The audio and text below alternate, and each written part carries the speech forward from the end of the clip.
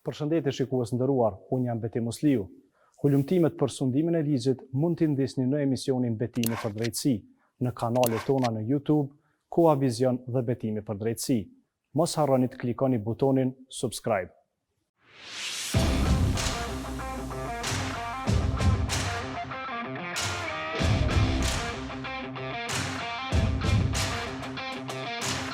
Serie A me komentim shqip vetëm në Telkos.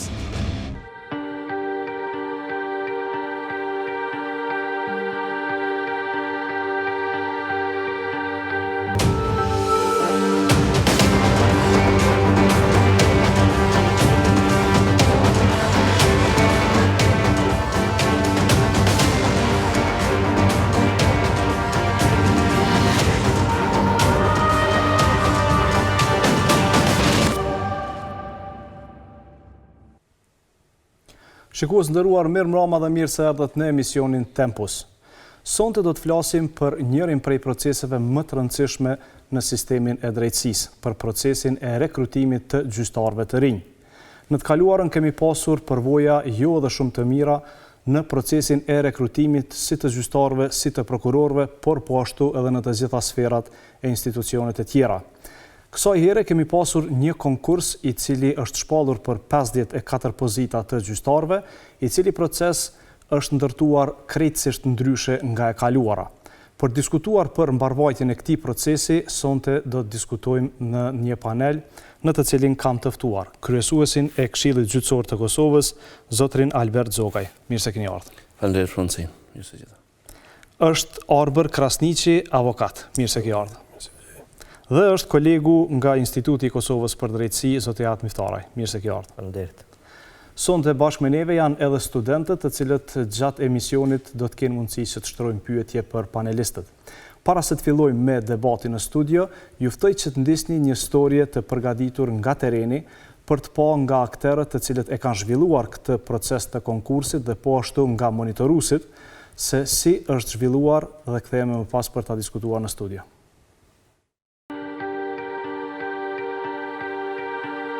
Gjyqësorit në Kosovë shumë shpejt pritet t'i bashkohen edhe 49 gjyqtar të rinj, të cilët kanë kaluar me sukses të gjitha fazat e rekrutimit, në një proces për herë të parë shumë më transparent dhe të monitoruar nga shoqëria civile, me qëllim të rritjes së performancës në gjykata. Këshilli Gjyqësor me 1 nëntor 2021 ka nxjerrë rregullorën për rekrutimin, provimin, emërimin dhe riemërimin e gjyqtarëve. Rregullore kjo që i parapriu shpalljes së konkursit për 54 pozita për gjyqtar të gjykatave themelore. Në konkursin për 54 pozitat për gjyqtar të rinj, testit kualifikues janë nënshtruar 494 kandidat. Prej tyre, testin e kanë kaluar 163 kandidat. Testi ka përmbajtur 100 pyetje dhe ka zgjatur 2 orë, ndërsa i gjithë procesi i organizimit ka zgjatur mbi 17 orë. Kurse testi me shkrim nga lëmia penale dhe ajo civile ka zgjatur 5 orë. Pas testit me shkrim nga 163 kandidatët për gjyqtar, 75 kandidat e kanë kaluar testin me shkrim nga lëmia penale dhe civile, ndërsa kësaj liste janë shtuar edhe 5 kandidat të tjerë, në mesin e tyre edhe kandidat të cilët e kishin të përfunduar provimin dhe trajnimin fillestar mbi arsimimin ligjor. Intervistat me gojë të 80 kandidatëve kanë filluar me 9 mars dhe kanë përfunduar me 8 prill 2022, duke mos përfshirë ditët e vikendeve dhe ditët kur Këshilli Gjyqësor ka pasur angazhime të tjera, që i bie se në një afat rreth 25 ditë, Këshilli ka arritur të përfundojë edhe intervistat e këtyre kandidatëve. Kjo fazë e intervistimit është regjistruar nga Këshilli përmes kamerave. Në 8 prill, Këshilli Gjyqësor ka publikuar edhe listën preliminare të 49 kandidatëve që kanë kaluar provimin për gjyqtar. Pjesë e komisionit për rekrutim të gjyqtarëve ka qenë edhe vetë kryesuesi Zogaj, njëherësh edhe kryetar i komisionit, ndërsa si antar kanë shërbyer gjyqtarët Fidan Hoxha, Enver Peci, Apni Mehmeti, Snežana Mihajlović, kurse si antar rezerv gjyqtarët Kadrije Goga Ljubishtani dhe Arjeta Sadiku. Për dallim nga e kaluara, ky konkurs është përfunduar me efikasitet të lartë. Procesi i njëjtë për rekrutim të gjyqtarëve të rinj, që ishte shpallur në fund të vitit 2018 nga Këshilli Gjyqësor, ishte përfunduar pas më shumë se 2 vitesh, ndërsa konkursi aktual ka përfunduar brenda 5 muajve.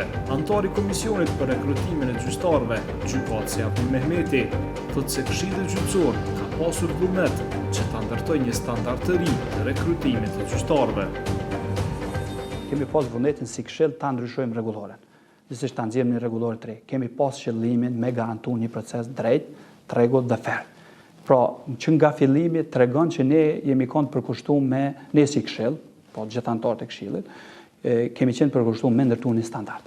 Dhe s'kemi dashur asnjëherë të kthehemi ose të mbesëm në standardin paraprak se si ka shku procesi i rekrutimit. Me disa raste po pajtona ka pas shqetësime, ato shqetësime kanë qenë edhe publike që kanë dalë në media, nuk du mi mohu në asnjë mënyrë. Mirë, po flas për këtë proces. Për këtë proces, përderisa kemi hartu testin të njëjtën ditë, ka qenë procesi më transparent i mundshëm. Edhe procesi dhe testet kanë qenë anonime. Kontrollimi i testeve ka qenë anonime.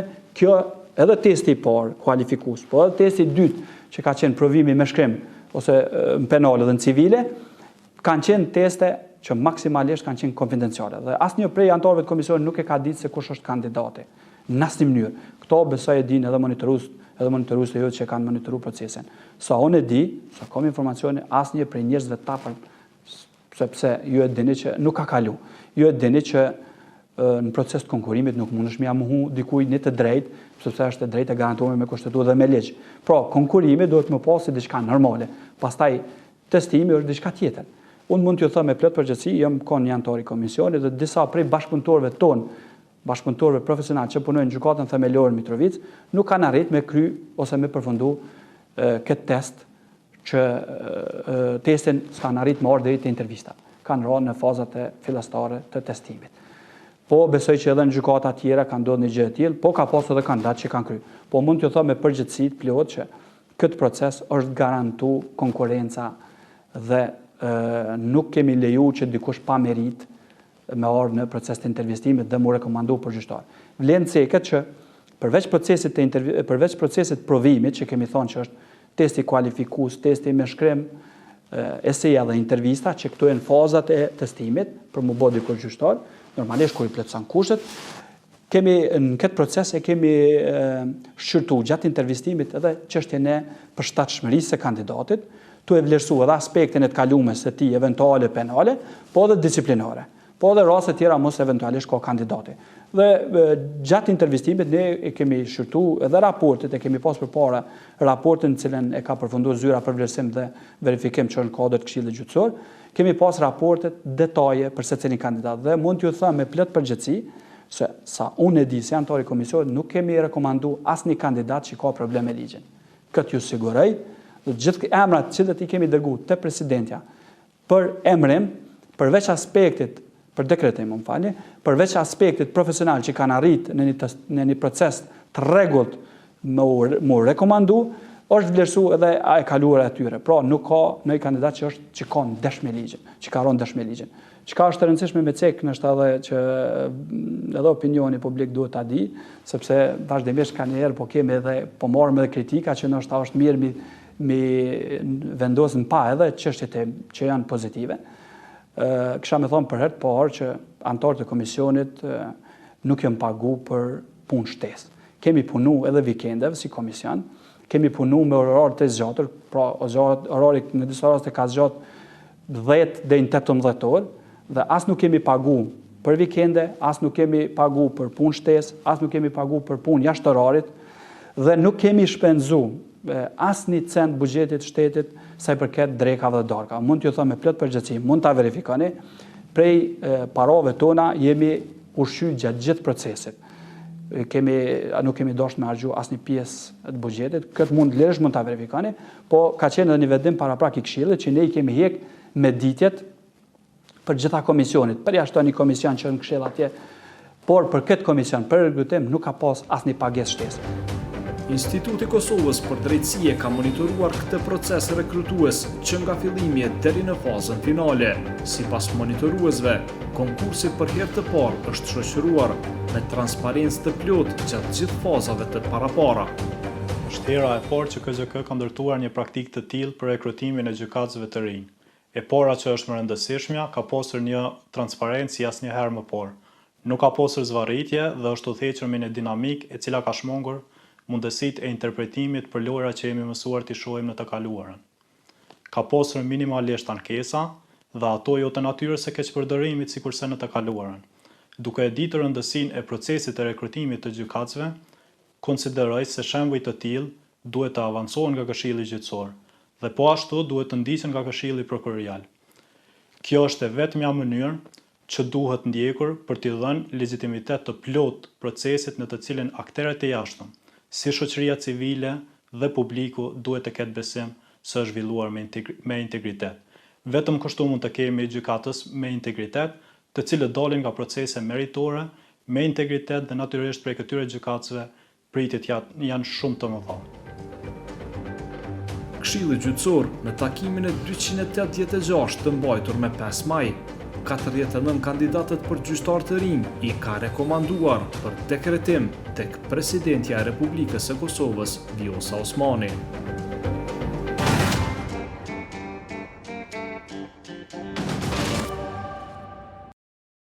Shikues nderuar, po kthehemi tani me diskutimin në studio.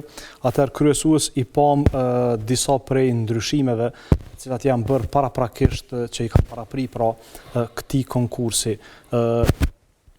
E tha edhe njëri nga antarët e Këshillit, pjesë e këtij komisioni për rekrutim të gjyqtarëve, se ka ekzistuar një vullnet në mesin antarëve të Këshillit që të bëhen ndryshimet e nevojshme për ta përcjell pra në tërësi konkursin pa probleme të cilat kanë qenë përvojë e kaluar. A keni mësuar prej aty në çka ka ndodhur më herët, se dyqysh në kalumin i kemi po ndaja halla, motra, vllau, mesa, kunata, reja, jenë konë gjithmonë pjesë e konkurseve që në fund kanë më rri edhe me kalu si gjyqtar. E vërtet është që ne vitin e kalum, do të thënë para se me fut procesit për zgjedhjen e gjyqtarëve të rinj kemi vlerësuar. Ne kemi një bazë të konsoliduar dhe normativa që kanë procesin e gjyqtarëve. Kryesues, kemi problem si duket me mikrofonin. Veç nxerrë jashtë.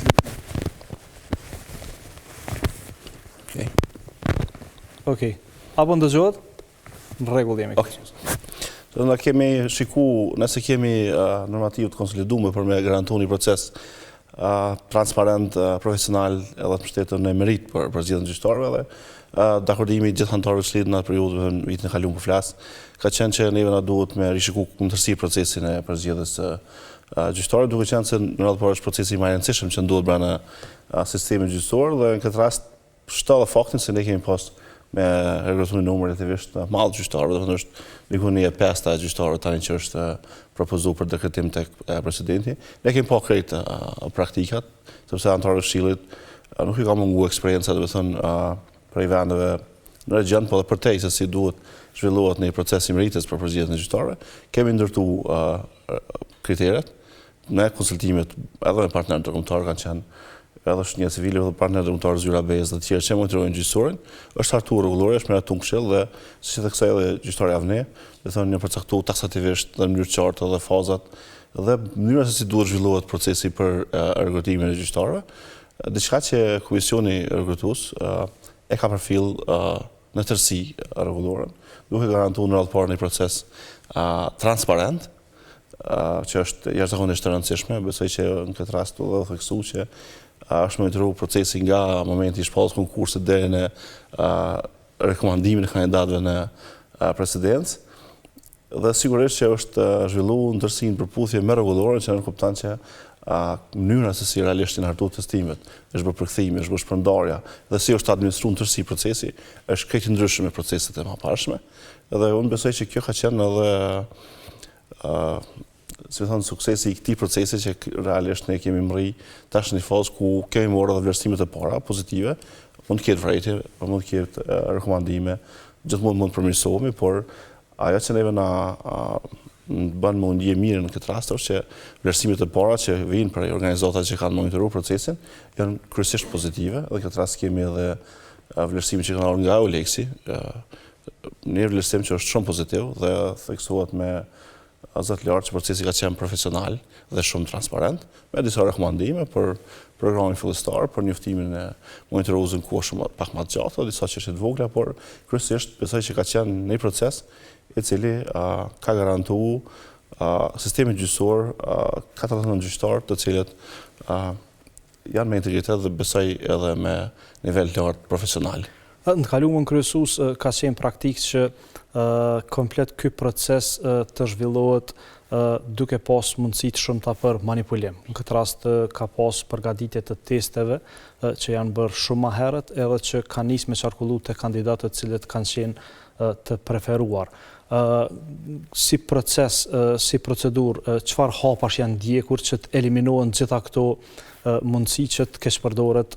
Kjo është shumë e rëndësishme me shpjegu, sepse në radhë parë jemi njerëz, pastaj jemi në funksionet, pozitat, përgjegjësi që kemi dhe në disa raste kur nuk ka rezultate, njerëzit edhe lypin një ngushëllim, lypin si më thonë arsye për te vetës.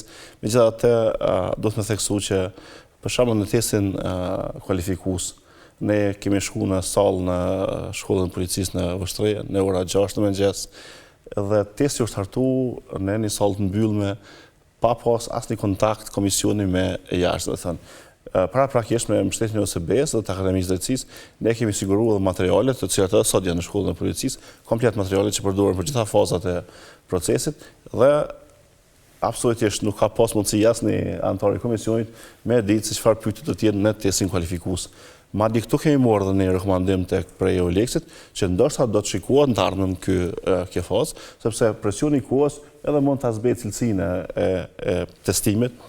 Megjithatë, në rrethana çfarë realisht ne kemi pas proceset e kaluara, që kanë vu shumë pikë pyetje mbi objektivitetin e procesit, ne kemi marrë riskun që realisht edhe nëse do të konsiderohet që është punuar në presionin e kohës, që nuk kupton se mund të ketë ndonjë gabim të vogël, është ka rrjedhë një gabim për shembull të një pyetje në përkthim, por është evitu nga komisioni i ankesës, të pranohet, por thjesht mos të ketë asnjë rrjedhje testi dhe kjo nëse do të bëhet nesër një analizë pak më e thellë, do të shohim numrin e suksesit në testin kualifikues në procesin që kemi zhvilluar ne tani dhe në procesin e mëparshme, ku numri i kandidatëve që kanë pasur rezultat në këtë proces që është zhvilluar janar është shumë më i vogël se sa numri i kandidatëve më përpara. Unë nuk do të thonë që ndoshta ka pas shumë rrjedhë gjëra të tjera përpara, por kësaj radhe jam i sigurt që testi nuk ka pas asnjë mundësi me rrjedhë. Në testin me shkrim 2, domethënë, që është civile dhe penale, e vetmi burim me cilin në shërbyer antarët e komisionit ka qenë materiali që janë përmbledhje e ligjeve e vendosur në një hapësirë të mbyllur me monitorues. Gjithmonë procesi është monitoruar. A keni pas mjetet komunikimit? Absolutisht jo, do të thonë keni pas telefona? Të gjithë, do të thonë ne për me legjitimu procesin dhe për me bëu shumë transition. Në këtë proces është përfshirë kryesuesi i Këshillit Gjyqësor të Nënë, kryetari i Gjykatës Supreme, antarë të Këshillit dhe gjyqtar me shumë kredibilitet. Edhe ne kemi dorëzuar të gjithë telefonat, edhe stafi policial, do të thonë, që ka asistuar komisionin, dhe absolutisht deri në momentin kur nxjerr rezultatet, për shembull testin kualifikues, asnjë antar komisioni dhe asnjë person që ka marrë pjesë në administrimin e procesit nuk ka pas telefona, madje besoj që edhe monitoruesit kanë qenë të shputur nga komunikimi me jashtë, dhe kjo për garancia sipas mendimit tim është e jashtëzakonshme.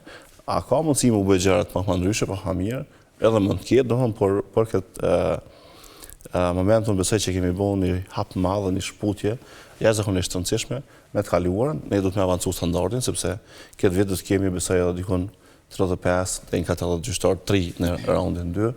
Edhe nëse do të mërrim me bëmë me këtë cilësi, unë besoj që do të jetë suksesi më i madh për gjyqësorin, jo në këtë vit, po në një periudhë gjatë. Zoti Miftaraj, ju si organizatë e keni monitoru këtë proces prej mëngjesit, si se tha kryesuesi, kur është hap gjithçka në orën 6 deri në ora 1 pas mesnatë, pra disa ditë rresht. Çka janë gjendjet e juaja? Mos më përsërit kryesuesin, ka qenë një metodologji, një qasje krejtësisht ndryshe prej asaj që kemi mësuar ta shohim në të kaluarën në Këshillin Gjyqësor, po e shumë sot fatkeqësisht edhe në Këshillin Kryar të Kosovës. Unë më thonë që ky proces do është ndjenjë mirë ku ne shoqëria civile, organizatat jo qeveritare e promovojmë një praktikë të mirë në këtë rast, pasi që ky proces i ka pasur tri të mira. ka pasur transparencën, besoj profesionalizmin, po edhe integritetin. U përmend që ky proces është monitoru prej shoqërisë civile, prej Institutit Kosovës për Drejtësi, në gjitha fazat e saj. Procesi ka pasur integritet, sepse që përmend pyetjet janë bërë në mëngjes në prani të monitoruesve të shoqërisë civile. Pëthoj se ka qenë e pamundur që këto të ndohen me dikën tjetër ose me kandidatët potencial që më besoj.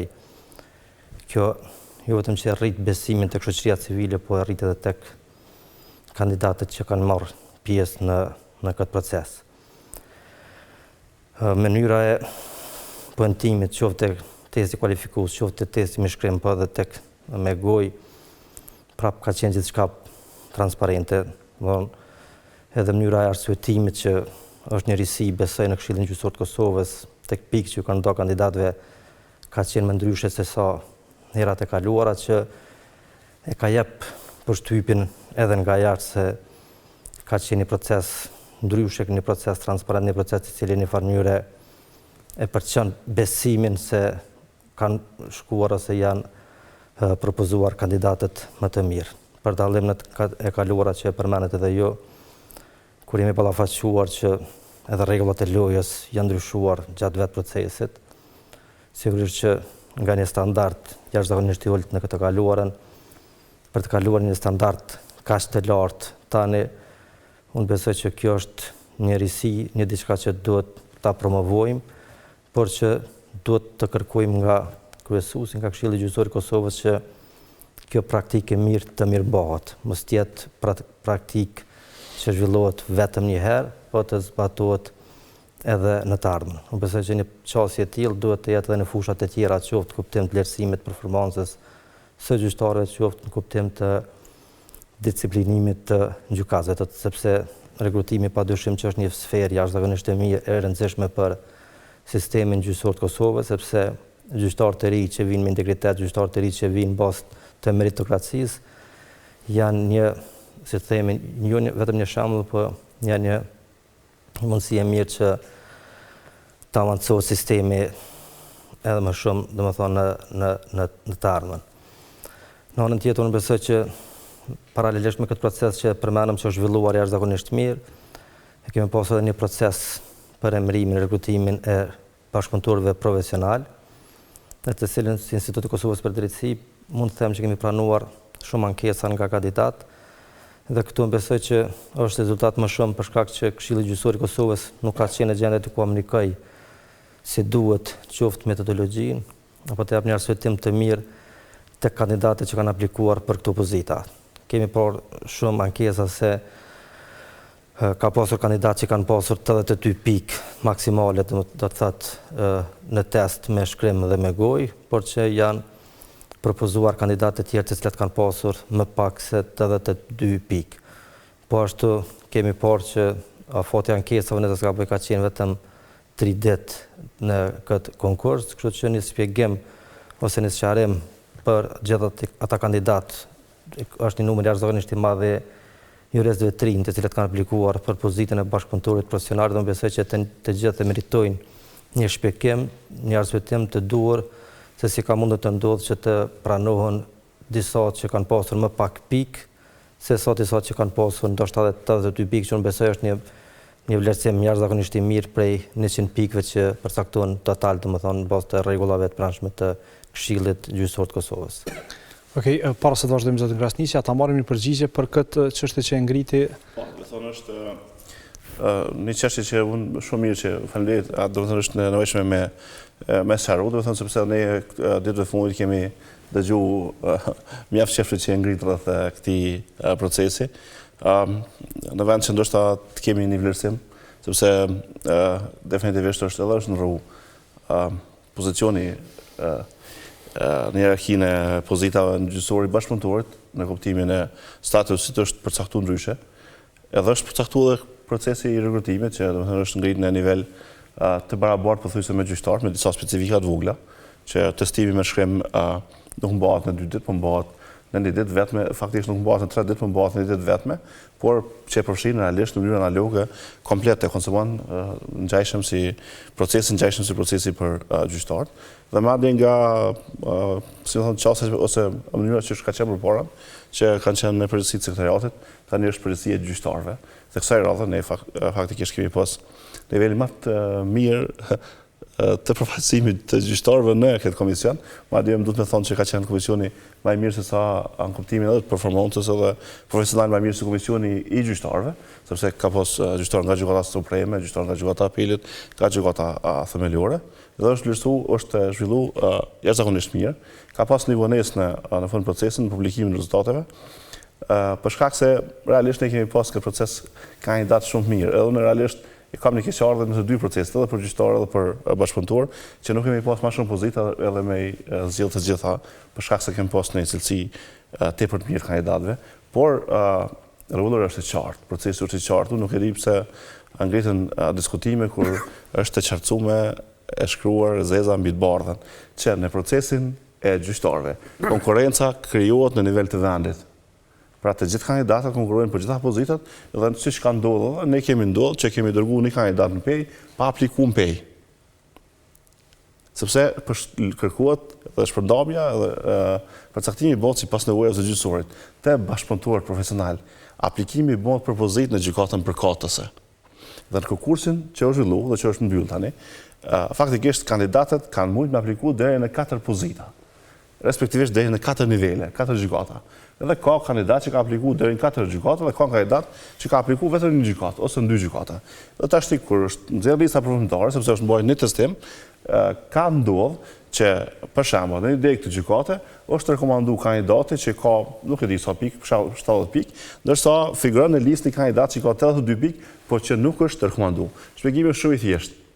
Në gjykatën supreme janë përzgjedhur vetëm 3 kandidatë. Po nëse të gjithë kandidatët do të ishin për gjykatën supreme, mund të ketë 90 pikë, po mbetet jashtë listës. Pra ne nuk kemi pas mundësi me rekomanduar një kandidat në një degë që nuk ka aplikuar. Dhe kjo është arsyeja pse mund të kemi në listë kandidat që ka pena më shumë, sesa kandidati që është rekomanduar për shkak se nuk ka aplikuar në degën përkatëse. Dhe këtu po të më shpjegoj që arsyeja pse ka pas një vonesë në nxjerrjen e rezultateve është pikërisht kjo. Ne kemi diskutuar në nivel këshillit, në takim jo formal, a kemi mundësi me rekomanduar një kandidat ose rekomandimet e komisionit kanë qenë të tilla që ka kandidat tepër të mirë, me rekomanduar një kandidat për bashkëpunëtor në një pozitë që nuk ka aplikuar. Përfundimisht këshilli ka thonë jo. Nuk mund të rekomandohet asnjë kandidat në pozitën që nuk aplikon, sepse ne nuk kemi dashur me toleru me ndërtuar një standard që nesër mund të keq përdoret. Çka i bën kjo? Që 13 pozita janë mbetë lira, janë mbetë vakante sepse nuk ka pas kandidat në ato pozita ose nuk ka pas kandidat suksesshëm. Kjo është shpjegimi. Po kjo është diskutuar në Këshillin Gjyqësor të Kosovës kjo pikë, sepse mund këtë pikë edhe kandidat po kanë ankesa, sepse nëse kanë mbetur 13 pozita të lira, pse ata kandidat nuk mundën më shpërndane për sepse nuk ka aplikuar. Do thënë, nëse do të nxjerrim në momentin kur mbyllet kundërshti procesi, do të shpallim 82 pozita kemi të lira për bashkëpunëtor profesional sipas informatës fundit që komon nga zyra burimeve njerëzore. Edhe do të kemi diku 9 konkurse, do të thënë për 9 gjykatat. Nëse një kandidat aplikon vetëm në gjykatë, konkurenca e tij ndërtohet brenda asaj gjykate.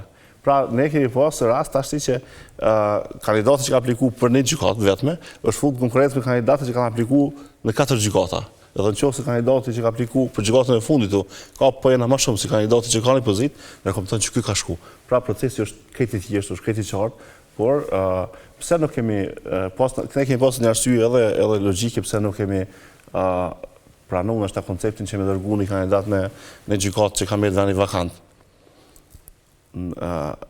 Statusi, pagesa e bashkëpunëtorit profesional nuk është e barabartë me gjyqtarin. Tani para mendoni me dërguar një kandidat prej Prishtinës në Pej. Gjysma e pagës tina është transporti, është rruga, do të thënë, kjo është edhe një arsye. Përveç saj kandidati ka pas mundësi me apliku, nuk ka apliku në 4 gjykata, do të kemi procesin 2, do të thënë nuk ka asnjë. Unë besoj që procesi i bashkëpunëtorëve ka mund të qenë më fair se i gjyqtarëve, por kjo arsye ka rregullat pas kanë qenë ndryshe. Edhe në çështje që duhet shpjeguar edhe të kuptohet përfundimisht nga Këshilli Gjyqësor, sepse pash disa komente që mund të jetë zgjedhë bashkëpunëtori djali i gjyqtarit apo ish gjyqtarit e tjera. Ne e shpjegoj gjyqtari javë ne. kemi bërë 2 gjëra me rëndësi. Kemi vendosur kodat në test, që nuk ka mundësi, edhe kemi bërë në mënyrë transparente, edhe kemi zvoglu pointimin e intervistë. Çka të nënkupton që në mënyrë parimore një kandidat suksesshëm përgjithësor bashkëpunëtor e nxjerr testimin me shkrim. Dhe ne nuk mund të vendosim tash këtu asnjë lloj mose diskriminuese pavarësisht kush mund të jetë ideali, vajza e gjyqtarit apo dikujt tjetër. Në qoftë se ka konflikt interesi me anëtarët e komisionit, kjo është situatë tjetër. Përndryshe përtej kësaj, në të harron gjithkusht që ne mund të kemi një qasje selektive ndaj fëmijëve të dikujt që edhe mund. Ka qenë praktike vazhdueshme në të kaluarën, kështu që fenomen ka qenë që zakonisht djali i gjyqtarit, vajza e gjyqtarës kanë qenë ata që gjithmonë kanë dalë më të mirë, gjithmonë kanë dalë të partë, edhe në fund jenë pranu. Nuk po dojna me diskriminu asnjë prej kandidatëve sepse në nxjerrën rezultatet e djemve dhe vajzave të gjyqtarëve. Por të kalumën s'kanë qenë kalumën kryesues nuk kanë qenë këto kriteret cilat i keni zbatuar në këtë rast, në këtë konkurs, kështu që në të kalumën mundësia për mu interpretu edhe mu keqpërdor ka qenë shumë e madhe. Zoti Krasniqi. Besoj të lutem edhe fjali se më fal. Vetë t'ia vojmë as ne. Po, dakord. Ne do të kemi edhe 40 gjyqtarë të ri dhe 80 bashkëpunëtorë profesional, 82 të ri. Do të thonë në pyetje që përshtrojmë në asaj edhe për këto konkurrentët është. A do të kemi edhe 120 kandidat cilësor në sistem. Pra çka bën që atë të gjithëve, ju lutem, ulni në përgatitjen për proceset është shumë e dobishme. Fali. Se sa me gjithë si në të kalumën është ta njerëz. Zoti Krasniqi, jeni avokat dhe pjesë shumë e rëndësishme e sistemit të drejtësisë. Natyrisht që ka një rol shumë të madh secili proces që rekruton si gjyqtar, si prokuror, sepse më pas do t'i kemi në sistem dhe varet më pas gjithë puna që bëhet në sistemin e drejtësisë. Çu keni pa këto procese edhe nga perspektiva juaj si avokat në punën e përditshme, çfarë niveli shihni të integritetit të gjyqtarëve dhe prokurorëve? Po, në bazë të raportimeve këtyre monitoruesve, ne konsiderojmë si proces i rregullt, si ka qenë i rregullt, dhe si tillë konsiderojmë që do të përcjellet edhe me tutje me profilizimin e këtyre gjyqtarëve të ri. Ashtu qysh, në bazë të arritura të tyre shkencore, profesionale, që në drejtimeve ku ata kanë magjistru, apo edhe të vendeve punës, përvojës punës që ne kanë pas, pasi që konsiderojmë që me profilizim tyre do të ndihmojnë sistemit të gjyqësorit në zgjidhjen më shpejt landëve dhe njohjes problematikës që ata e kanë pas deri më tani. Edhe po besoj që edhe Këshilli Gjyqësor ka planifikuar një kanal tillë ku i profesionalizon të gjithë gjyqtarët që ata me gjetë veten më lehtë dhe me ndihmu më shpejt procesit, që normalisht do të ketë efekt edhe te popullata dhe të gjithë ata që kërkojnë zgjidhjen e një të drejtë në gjykatë. E që ka mungu deri më tani. Edhe ka qenë evidente edhe në vonesa edhe në mosnjohjen e problematikave. Sa komentohet në mesin e komunitetit të avokatëve çështja e integritetit të gjyqtarëve dhe prokurorëve, sepse nga praktikat e rekrutimit të gjyqtarëve dhe prokurorëve deri tash kemi pasur në vazhdimsi interpretim të atyre individëve që po e ushtrojnë funksionin, por po e ushtrojnë funksionin edhe në mënyrë të anshme, pse sepse këtë gjyqtar e ka pru filani, këtë prokuror e ka pru fisteki. Po kjo është evidente duke pas parasysh vetëm vërtetimin ose kthimin në shqyrtim nga gjykata apelit landëve ose vendimeve apo gjykimeve që i marrin gjykatat e shkallës parë, ose kundërshmërinë aty në veprimeve që duhet më kthye më përmirësu ato gabime. Tash po presim që me profilizim ka me ndru qasja edhe ky efekt ka me qenë i prekshëm. Okej, kryesues, tani më jo vetëm procesi i rekrutimit që ka kaluar në Këshill Gjyqësor e ku janë propozuar 49 kandidat për të bërë gjyqtar.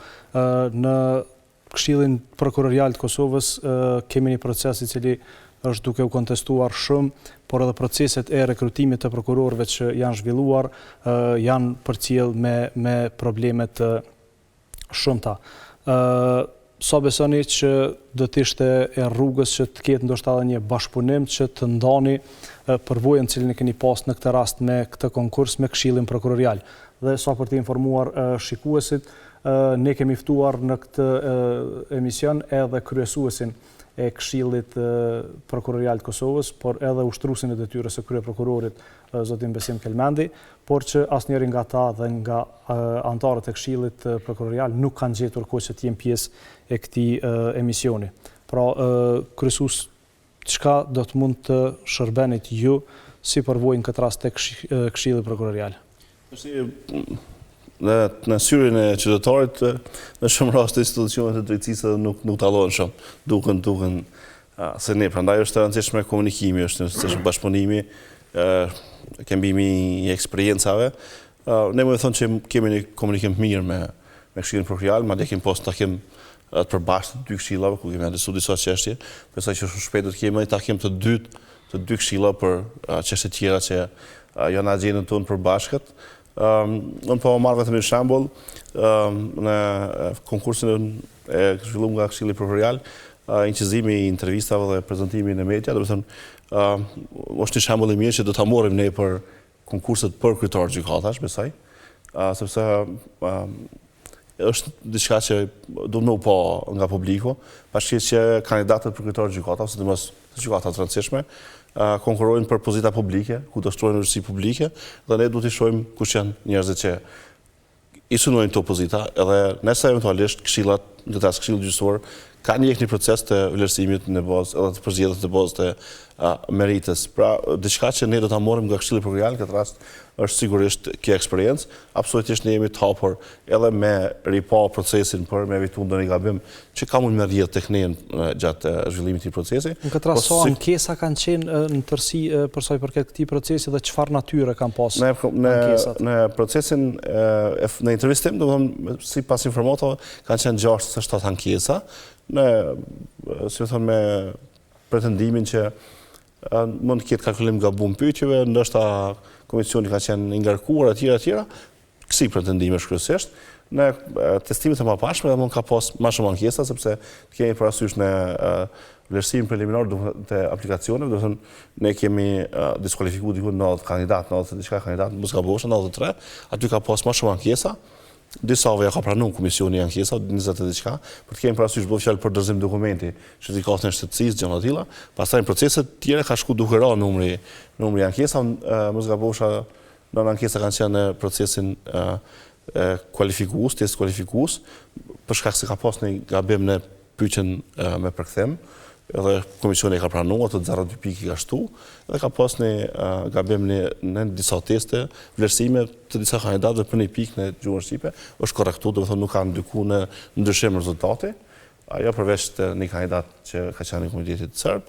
Pra numri ka shku duke ra ankesa dhe kryesisht kanë qenë ankesa me pretendime, mëse eventualisht ka gabim në gromullim të pikëve gjëra të tjera, sepse edhe mund ndodhen. Ju e dini në testin kualifikues ne kemi nxjerrë rezultatet pa shputje nga procesi dhe edhe mund ndodhen gabimet që janë njerëzore, por ka pas qelca të sigurisë mjaftueshëm që e garantojnë çdo korrektim. Në këtë rast, më qenë se kemi edhe një proces të rekrutimit, t'ju bëj një pyetje pas kalojmë tek ju zoti Miftaraj, në gjykatën komerciale është duke u zhvilluar edhe procesi i rekrutimit të gjyqtarëve, por që me sa kemi informacion ka vetëm konkurs të brendshëm. A ka kapacitete të mjaftueshme për brenda që të rekrutohet numri i mjaftueshëm i gjyqtarëve, apo do të shqyrtohet mundësia që të ketë edhe konkurs të jashtëm? Kjo është e vërtetë, do të thënë ne kemi analizuar gjëra gjatë në Këshillin Gjyqësor, dhe për neve do të ishte shumë më arsyeshme me pas një konkurs të jashtëm, por të kemi parasysh që jurisdiksioni i gjykatës komerciale i caktuar me ligj është jurisdiksion që në kuptimin e vëllimit dhe të çështjeve që do trajtohen këtë gjykatë në raport me departamentet ekonomike më herët është shumë i gjerë. Çka ka treguar se kanë nxjerrë që numri i lëndëve që kanë qenë si vlerësim preliminar që mund të kalojnë në gjykatë komerciale ka dalë shumë më i lartë se sa numri që është menduar. Është menduar për 2500 lanë, tash kemi diku 9.000, eventualisht 10.000 raste. Në tash ne do të shtruani pyetje dhe kemi shtruar si Këshill Gjyqësor sepse është miratuar udhëzuesi dhe kemi një listë preliminare të rasteve që mund të kalojnë. A do të kemi ne komoditet me prej trajnimin një vet kandidatëve që mund të rekrutohen dhe me çfarë dinamike edhe maksimale nëse zhvillojmë procesin e rekrutimit të gjyqtarëve të ri, na duhen 6 muaj sepse janë stade të tilla që nuk lihen më herët më zhvillu. Pra ne vetë gjys. Edhe ne kemi pasur në akordim, kemi diskutuar me partnerët që veçanërisht me Jusetin që kam shtetë këtë proces, që në këtë stad, nuk ke mundësi kushtish me zhvilluar proces të jashtëm sepse do ta rrezikojmë funksionimin edhe si thon fillimin e punës në këtë gjykatë. Prandaj kemi vendosur për një konkurs brendshëm që do të jetë barë në raport me gjykata të tjera sepse ne do të morrim gjyqtar nga brenda, kemi rekomandimin për shkallën e dytë. Besoj që gjatë 2 javëve do të kemi rekomandimin për shkallën e parë, por ajo që ka dalë si nevojë tani është që ne në mënyrë urgjente duhet përsëri me ndryshuar organogramin dhe eventualisht mjashtu kësaj gjykate edhe 5 ose 6 gjyqtar nga brenda. Në momentin kur e mbyllim këtë cikël, ta themi kështu, që do të ndodhë në 2 muaj të ardhshëm, do të thonë edhe raundi 2 e kam fjalën, nëse ato ndryshimi i organogramit nuk më paraqyku, sepse vullneti i këshillit s'mund më vendosën ne, por vlerësimet janë të tilla, atëherë ne mund të flasim për gjeneratën e ardhshme. Duhet me kuptu, do të thonë që ligji për gjykatën komerciale ka impakt edhe në Akademinë e Drejtësisë, ka impakt në kurrikulën për gjykatën e gjyqtarëve që do të shkojnë atë gjykatë. Pra na duhet kohë të gjitha institucioneve që me hap nesër në konkurs për ato pozita që do të jenë për gjykatën komerciale dhe ku gjyqtarët që nga momenti do të rekrutahen pra gjykatë do të ndjekun në një program të veçantë. Sot nuk ka ekzistuar kjo përgatitje, prandaj ne konforme thona besoj që kemi bërë zgjidhjen më të mirë të mundshme, por e kuptuat që do të jetë barë për disa gjykata, sepse do të kemi lëvizjet nga brenda. Zoti Miftaraj, këtë që kemi theksuar sonte konkursin si një praktikë që mund të shërbej edhe për këshillin prokurorial në këtë rast, por ndoshta edhe në raste të tjera, qysh mujnë mu ndërtu procese të vlerësimit të performancës dhe disiplinimit që dallojnë nga këto që janë tani, ose që kanë qenë deri tani, sepse e dim që nevoja më e madhe është që të kemi një vlerësim më adekuat të performancës dhe po ashtu të kemi një llogaridhënie e cila ka munguar në vazhdimsi. Unë besoj gjithçka lidhet me atë vullnetin politik, mos e them tash vullnet politik në kuptim të politikës, po me vullnetin e anëtarëve të Këshillit gjyqësor, anëtarëve të Këshillit prokuror të Kosovës. Është e vërtetë që si Këshill gjyqësor, si Këshill prokuror të Kosovës, rregulloret për vlerësimin e performancës ndoshta nuk kanë qenë më adekuate në kuptim të vlerësimit të performancës të gjyqtarëve dhe të prokurorëve në mënyrën më profesionale të mundshme, por që kanë qenë disa parametra që nëse do të ishte bërë në mënyrën e duhur, besoj që do të kishim ndoshta më shumë përgjegjësi, më shumë llogaridhënie, por edhe më shumë profesionalizëm qoftë në gjykata, qoftë në prokurori. Është e vërtetë që Këshilli Gjyqësor i Kosovës kohëve të fundit ka filluar të iniciativa siç është Komiteti Etikës, siç janë të thonë disa risi të reja të cilat në një farë mënyrë veç kanë filluar me rrit llogaridhënien tek gjyqtarët, po shihet që ka një dallim, mund të thonë vitin e fundit tek puna e gjyqtarëve, qoftë kuptim të efikasitetit, qoftë kuptim të asaj që e marrin punën më seriozisht se sa në të kaluarën, por që prap besin, mund të them, problemet e vjetra.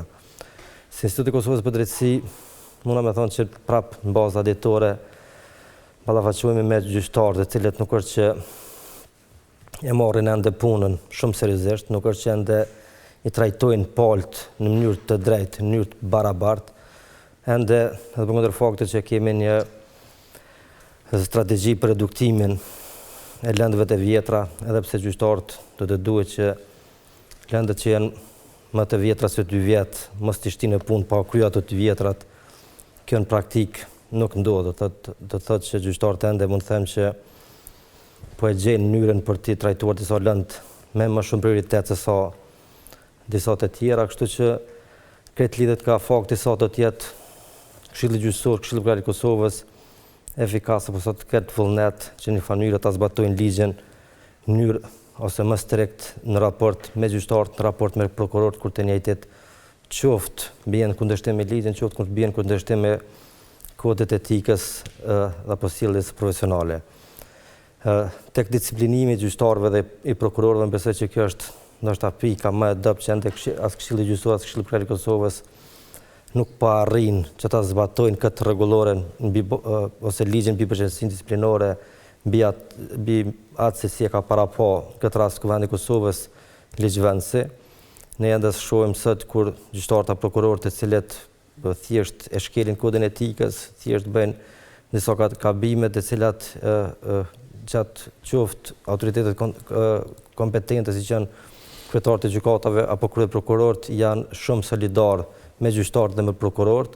Instituti Kosovës për Drejtësi mund me thonë që brenda vitit një precedent mbi 100 kërkesa, 100 raste disciplinore tek autoritetet kompetente, tek kryetarët e gjykatave apo kryeprokurorët, por që me kompetencë mbi 90% atyre rasteve këto autoritete, kryetarët e gjykatave, kryeprokurorët i hudhen dhe jo shpeshherë me arsyetim adekuat, që në farë mënyrë na jap atë bindjen që janë shumë solidara, por në farë mënyrë po e kultivojnë kulturën e pandëshkueshmërisë. Kështu që dy pikat kryesore ku Këshilli Gjyqësor, Këshilli Prokuror i Kosovës mundën me ndrru fytyrën e sistemit gjyqësor, sistemit prokurorial, mundën me fitu besimin e qytetarëve të publikut me më shumë llogaridhënie dhe transparencë është nëse në këto dy fusha janë, si themi, më serioz në zbatimin e ligjeve. Unë e kuptoj që Këshilli Gjyqësor dhe Këshilli Prokuror i Kosovës ndoshta nuk e kanë atë kontaktin e parë me gjyqtar dhe me prokuror, po sigurisht që në takimet që mund të kenë me kryetarë gjykatave, me kryeprokuror, gjatë raportimit të kryetarëve të gjykatave, kryeprokurorëve në Këshill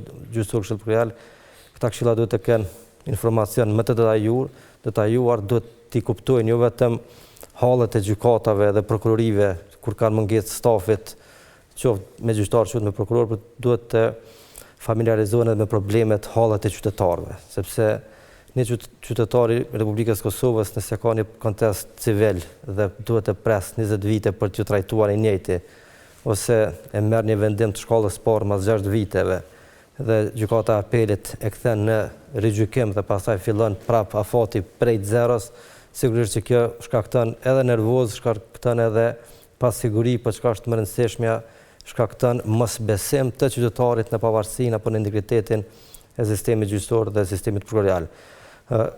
Ministria e Drejtësisë, Qeveria e Kosovës e ka miratuar strategjinë për sundimin e ligjit. Kjo strategji fatmirësisht ka përcaktuar objektiva të qarta që ndërlidhen me gjitha sferat që mund ta rregullojnë sistemin gjyqësor dhe prokurorial në Kosovë, duke filluar prej efikasitetit, profesionalizmit, integritetit, llogaridhënies, transparencës, nëse Këshilli Gjyqësor dhe Këshilli Prokurorial i Kosovës do të arrijnë ato obligime që i ka në strategji në një afat për 2-3 viteve të zbatojnë në praktikë dhe nëse do të arrijnë që e përsëris të vazhdojnë së paku Këshilli Gjyqësor i Kosovës me këtë lloj qeverisje se si e ka filluar, unë besoj që besimi i publikut do të rritet në krahasim me të kaluaren. Por çka është më rëndësishme është që përderisa po shohim një ndryshim për të mirë në Këshillin Gjyqësor të Kosovës, e njëjta nuk po ndodh me Këshillin Prokurorial të Kosovës. Mund vje keq që sot se kemi përfaqësuesin e Këshillit Prokurorial të Kosovës këto që ballafaqohemi domethënë me ato problemet që ky sistem po ballafaqohet, dhe kur tham problemet, nuk janë probleme që po identifikon vetëm Instituti i Kosovës për Drejtësi apo shoqëria civile, po tani më po identifikohen apo po ekspozohen edhe nga partnerët tonë ndërkombëtar, siç është procesi i fundit për kryeprokuror të shtetit. Përderisa e përsëris tek disa institucione të tjera po shohim një pikë shpresë se mund të ndryshojnë për të mirë, fatkeqësisht kjo nuk po shihet fare tek Këshilli Prokurorial i Kosovës. Kështu që për fund mund të them që Këshilli Prokurorial i Kosovës të duaj mendimin e partnerëve ndërkombëtar. Është e mirë që partnerët ndërkombëtarë e ndihmojnë si Këshillin Gjyqësor, si Këshillin Prokurorial i Kosovës, qoftë politik bërje, qoftë në trajnime, specializime të gjyqtarëve dhe prokurorëve, të marrin praktikat e mira që janë në Këshill Gjyqësor dhe të njëjtat në farë mënyrë të zbatojnë në Këshill Prokurorial të Kosovës dhe në raste të caktuara apo të rralla kur ka praktika të mira në Këshill Prokurorial të Kosovës, që përmend intervistimi i kandidatëve për kryeprokuror në mënyrë shumë transparente me kamera, besoj që kjo do të duhet të ishte edhe te Këshilli Gjyqësor në të ardhmen kur kemi të bëjmë me emërimin e pozitave të larta, qoftë pozitave të kryetarëve të gjykatave themelore, të apelit, supremës, po pse jo nesër edhe të anëtarëve të rinj të Këshillit Gjyqësor të Kosovës. Zoti Krasniqi, në punën e përditshme si avokat, sa keni vërejt që ka inicim edhe masa disciplinore ndaj gjyqtarëve dhe prokurorëve dhe sa ndikojnë këto masa rastet kur shqiptohen që të ketë një performancë ndryshe, që të ketë edhe ndikim tek të gjitha ata kolegët e tjerë që janë prokurorë ose gjyqtarë, që të kenë frikë nga shkeljet të cilat i bëjnë që mos t'i përsërisin, që thjesht të ndëshkohen nga Këshilli Gjyqësor dhe nga Këshilli Prokurorial. Nga praktika me pashme kemi pasë inicim të procedura ndaj gjyqtarëve dhe prokurorëve, po fatkeqësisht të njëjtët nuk janë ndëshkuar, apo nuk janë degraduar nga pozita, apo janë liru të arsyeshme. Gjitha veprimet e tyre, kur na kanë ardhur vendimet kanë qenë të arsyeshme, të bazuar në ligj. Mendoj që Këshilli Gjyqësor i Kosovës do ta ketë parasysh si profilizimin e gjyqtarëve ashtu edhe performancën e tyre, duke pas parasysh faktin e marrë vendimeve tyre edhe kthimit në rigjykim të tyre vendimeve që i kanë marrë. Kjo do të jetë një farë lloj trajnimi për ata gjyqtarë apo edhe një farë mase ndëshkuese për ta, se secili ka me pas kujdes në marrjen e vendimit sepse ka muni inferior ndaj kolegut tjetër që si kthehen lëndët. Besoj që me këtë profilizim edhe me këta gjyqtarë të rinj të cilët veç se janë rekrutuar tani më, ka me fillu një ndryshim sepse është ora e fundit për ndryshimin në sistemin gjyqësor dhe kthimin besim, sepse qëllimi i arritjes juridike nuk është vetëm me marrë në vendim gjyqësor mas 12 vite, po është edhe me u trajtu në bazë të afateve që janë parapo në ligj. Natyrisht, para se të kalojmë tek ju kryesues për të marrë përgjigjet për çështjet që u ngritën deri më tani, të shohim a kemi ndonjë pyetje nga audienca, po urdhra. Rregullisht. Faleminderit paraprakisht.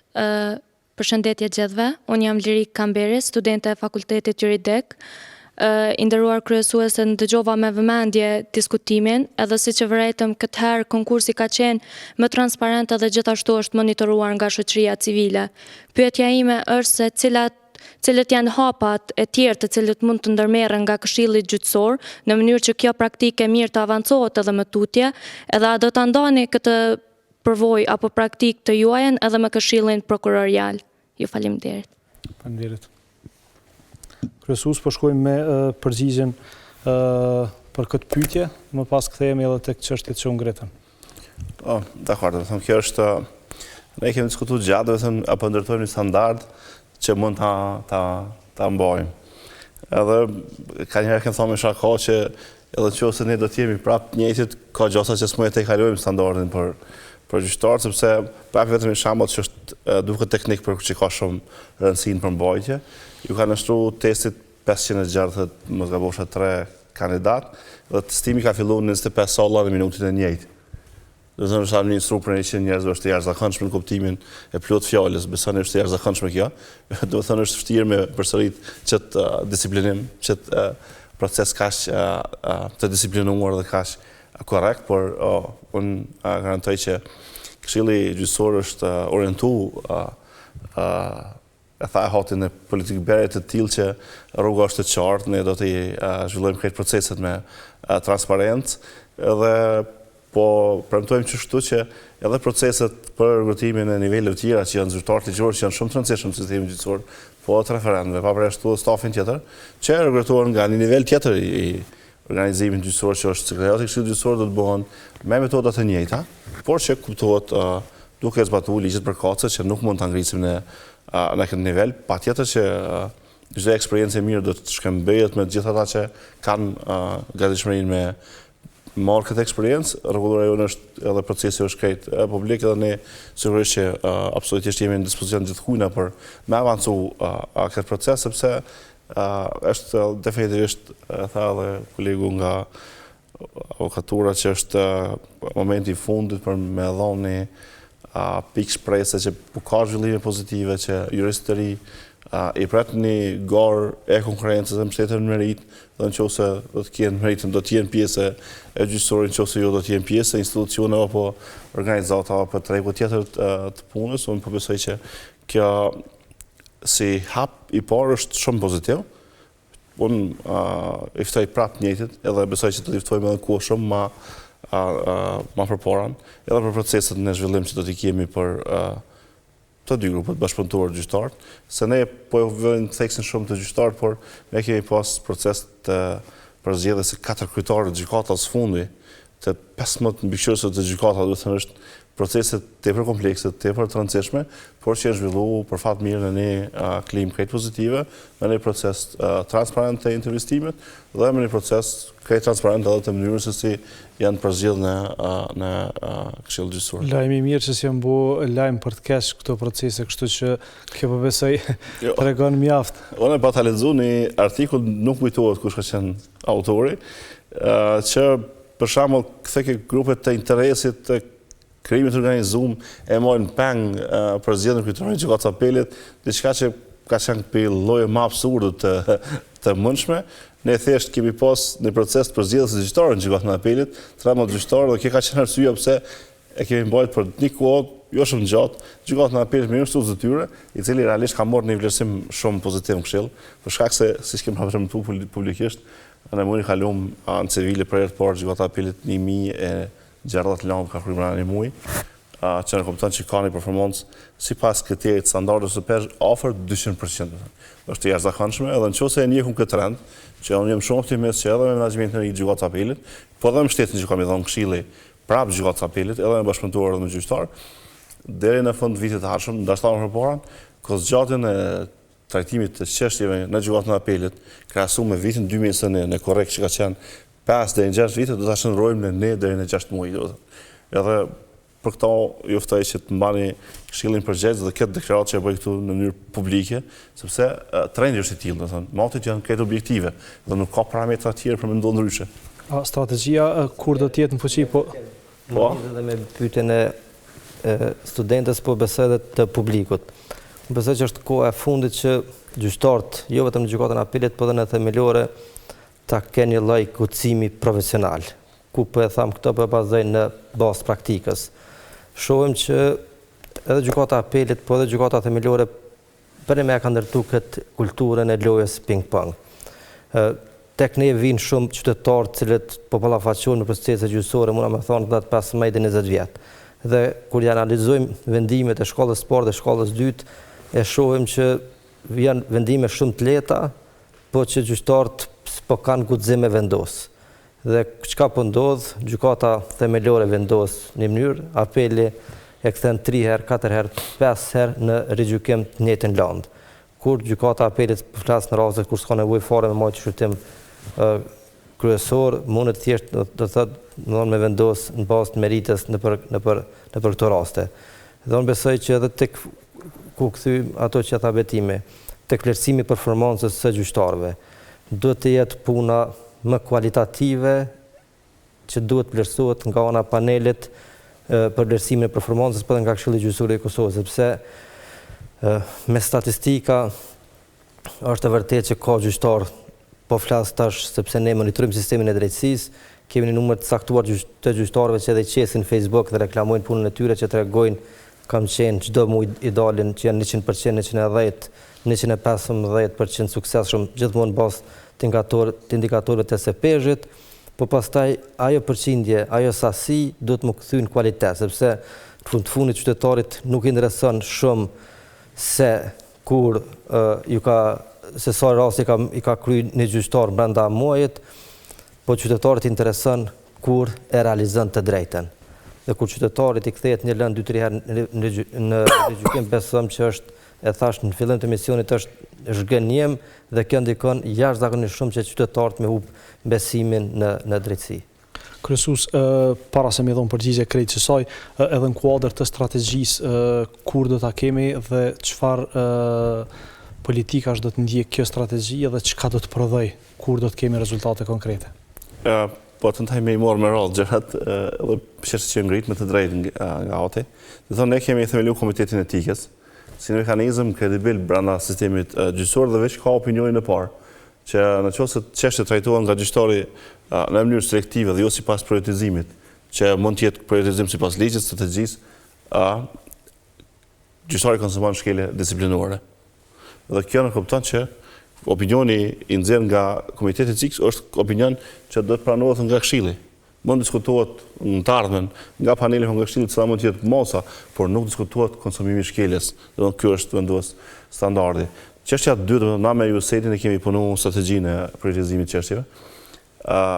Ka pas vetëm disa çështje teknike, janë diskutuar gjatë javës kaluame, për priorizimin e disa çështje që kanë bëjë me ambientin, që nuk kanë qenë shumë, me thonë vërtet në vëmendjen tonë, por që u ngrit nga dikush me të drejtë, dhe kjo është arsye pse ka një vonesë. Do të kemi shumë shpejt strategjinë e prioritizimit të çështjeve dhe do të fillojnë nga gjitha nivelet, nga gjykata apelit, gjitha gjykata themelore dhe përfundimisht.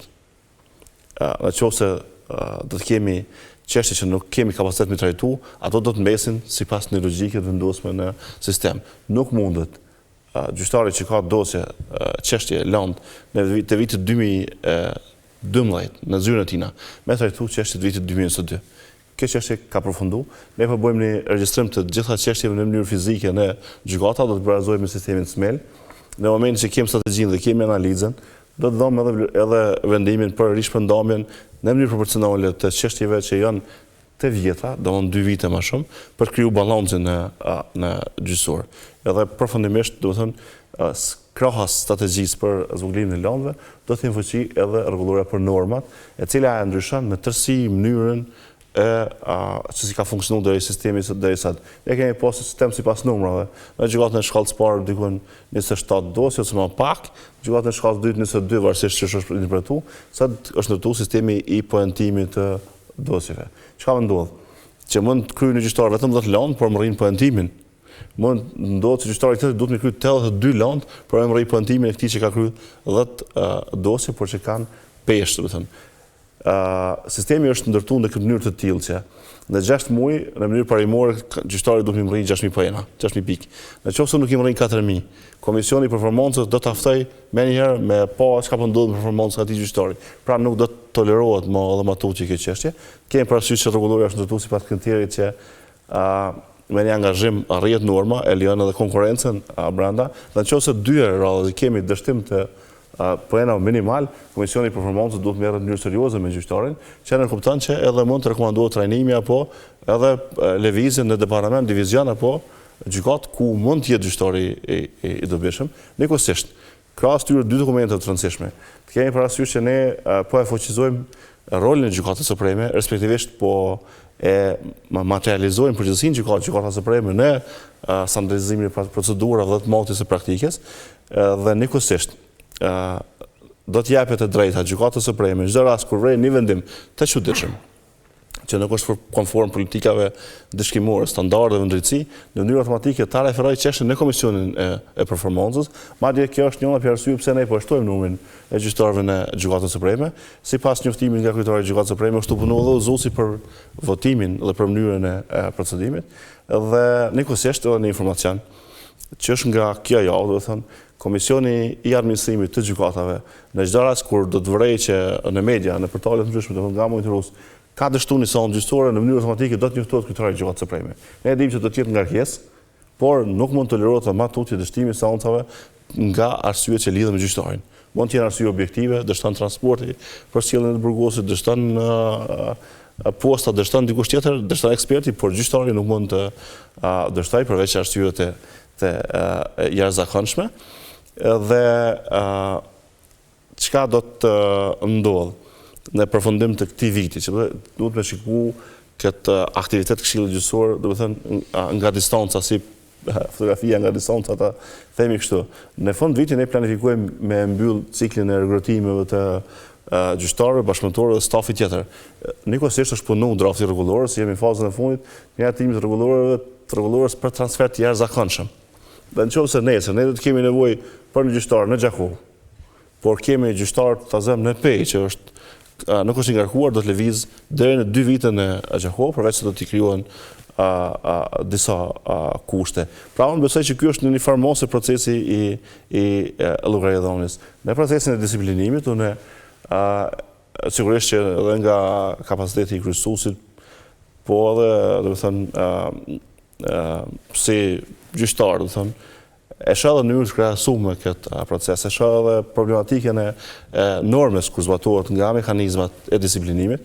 Unë nuk mund të qenë dakord me konstatimin që ka një dështim. Unë besoj që ka një çështje krejt ndryshe në muajt e fundit. Ne e dim që aty ka konfidencë, ka gjëra që nuk mund të jenë publike, po vetëm në këtë periudhë kur ne po flasim, ne kemi një zhvillim sipër diku 12 procese të disiplinimit. Kosova ka 399 gjyqtarë sot, pak këto 49 gjyqtarë që do të dekretohen. Tash kur e krahasojmë me numrin e gjyqtarëve, ne kemi shumë procese disiplinore. A kanë qenë mosat në mënyrë harmonike edhe a është vepruar nga autoritetet kompetente? Përgjigjja është jo. Kjo është një nga arsyet pse ne kemi vendosur me i publiku autoritet kompetente që në kompetentën kryetare të gjykatave të gjitha vendimet disiplinore në faqen e gjykatës dhe ta dini që sipas rekomandimit të raportit të progresit ne po ndërtojmë databazën elektronike, do të jetë kjo përkohshme në funksion qysh mëna javës dhe besoj që gjatë 2 muajve të ardhshëm do ta kemi databazën elektronike edhe për çështjet tjera që lidhen me gjyqtarin dhe ku gjëra do të jenë të çashme për publikun si statistikë. Gjithçka që do të jetë e pranueshme në kuptimin ligjor fjalës me qenë publike, ne do ta bëjmë. Me përmendni e hati që ka kanë herë edhe promovim të vetë figurës së gjyqtarit nga vetë gjyqtari në Facebook. Diçka që unë nuk jam i sigurt që është brenda ikonizë të pranueshme të transparencës, por për koincidencë ne kemi pasur takime me ekspertë e Këshillit të Evropës, 2 ekspertë jashtëzakonisht të rëndësishëm, me një ekspertizë tepër kredibile dhe kemi prezantuar para kryetarëve të gjykatave edhe këto dashboard grafitët edhe të gjyqtarëve sipas performancës brenda degës, brenda gjykatës dhe brenda sistemit dhe nëse po e premtoj, nëse do të jetë në kuptimin ligjor fjalës e pranueshme, që unë s'më e thon tani, duhet një analizë, ne do të nxjerrim në publik me emra mbi emra se çfarë gjyqtarë çfarë performancë ka brenda sistemit gjyqësor. Dhe sigurisht që kjo ka me shërbysin nxitje për të cilën gjykatë, të cilën degë. Tani edhe çështja e fundit. Ping-pongu. Nuk është hera parë që ne diskutojmë, ne kam diskutuar edhe nga kapaciteti gjyqtarëve edhe në shkallë 2 edhe në shkallë 3. Edhe më e fol me mjaft, si më thon, kompetencë. Diku 29% është numri i çështjeve që kthehen në gjykatat të shkallës parë të përfshirë ndryshimet e vendimet që janë në 3 deri në 6%. Krahasuar me regionin është 200%, sepse në këtë vend të regionit është në mosën 13-16%, që për neve është tepër shqetësuese. Prandaj kemi marrë iniciativë me Ministrinë e Drejtësisë për kodin e procedurës civile. Dhe do të vendoset standarde që gjykata shkallë 2 do të ketë drejt me kthy çështjen një herë në gjykatën shkallës parë. Pastaj do ta vendos vetë. Përndryshe, qysh nga kjo javë, edhe Këshilli, edhe Gjykata Supreme ka agjendë në çdo gjykatë, në çdo degë gjykate, jo vetëm për politikën ndëshkimore, po edhe për këtë çështje. Është e papranueshme, besoni sot është e papranueshme për gjykatën e apelit, çështje penale me kthy lanë në rigjykim, për shkak se nuk ka ngarkesë në gjykatën e apelit në çështje penale, ka ngarkesë në çështje civile, edhe mund pranohet në një mos se shërtimi, hapja e shërtimit don kohë, don angazhim. Por në penale kjo është e papranueshme. Prandaj na mbetet me gjetë mekanizmin dhe definitivisht me vendos në vëmendjen dhe në adresim edhe kjo shqetësim që është tepër i lartë dhe kjo madje ndikon edhe në këtë backlogun që kemi na me rreth 180.000 dosë sistem gjyqësor. Dhe krejt e fundit, sepse jemi të shku në 2-3 minutat e fundit e emisionit, sot një akt gjykim i cili është shpallur ndaj një deputetit kuvendit të Kosovës në kohën sa ka qenë në një pozitë ku është shqiptu një dënim me burgim efektiv, i cili akt gjykim u përcëll me reagime të shumta nga zyrtarë të ndryshëm, kryesisht pra nga politikantë. Si e keni pasur? Ka pas edhe diskutime brenda Këshillit. Do të kemi, si më thonë, nështë një reagim për këto komente. Dhe më ka po përshtypje komenti një këshilltari Muzgabosha në Ministrinë e Drejtësisë. Tash kur e mendojmë, do të thënë në kapacitetin e anëtarëve të Këshillit, do të thënë jemi shumë të rezervuar i komentu vendimet gjyqësore, edhe në kuptimin profesional fjalës, sepse do të më njoftë kontekstin, faktet, provat, këtë çështje specifika të rastit për me dhënë një kualifikim. Dhe nga perspektiva e një këshilltari që nuk ka asnjë lidhje me çështjen, do të thënë bëhen komente për vendimarrjen, do të thënë është tepër e dëmshme, është e papranueshme.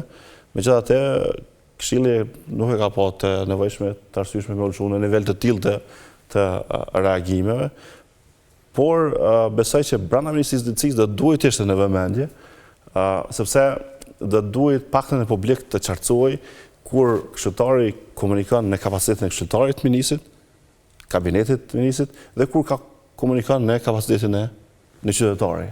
Në kapacitetin një qytetari është këtë e zakonshme, se cili mund të ketë një gjykim, një kipame, një perceptim. Kurse se ka një pozitë tillë, probleme me në rrugët kapacitet edhe me thonë po flas tash. Por ne bëjmë thirrje të gjithëve, vetëm me u rezervu nga komentet për vendimarrjen. Ne nëse sot na kemi një vendim lirues, këtë publiku është kundër vendimit lirues. Nëse sot kemi një vendim dënues, këtë publiku është edhe këtë janë kundër. Drejtësia, do të thënë, e ka edhe pjesë të punës së përditshme, ka edhe vendimin lirues, edhe vendimin gjykues respektivisht dënues, por institucionet që kanë përgjegjësi politike duhet jenë krejt rezervuar nga komentimi. Atëherë, faleminderit shumë kryesues zoti Krasnisi dhe zoti Miftaraj, kaq kishim kohë për diskutuar për këtë emision. Shikues nderuar, të gjithë ju që keni vërejtje apo sugjerime, mos hezitoni të na shkruani në adresën tonë elektronike. Ne do të monitorojmë gjitha këto procese të rekrutimit si të gjyqtarëve, por kur të na mundsohet edhe të prokurorëve edhe të pozitave tjera, dhe do t'ju mbajmë të informuar. Deri në emisionin e radhës nga unë Beti Musliu, mirëmbëjtje.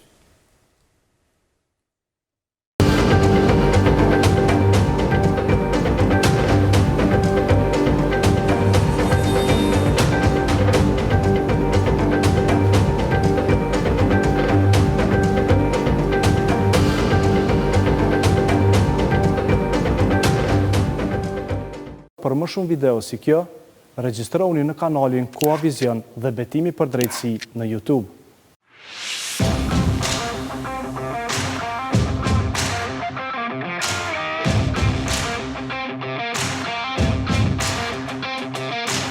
Serie A me komentim shqip vetëm në Telkos.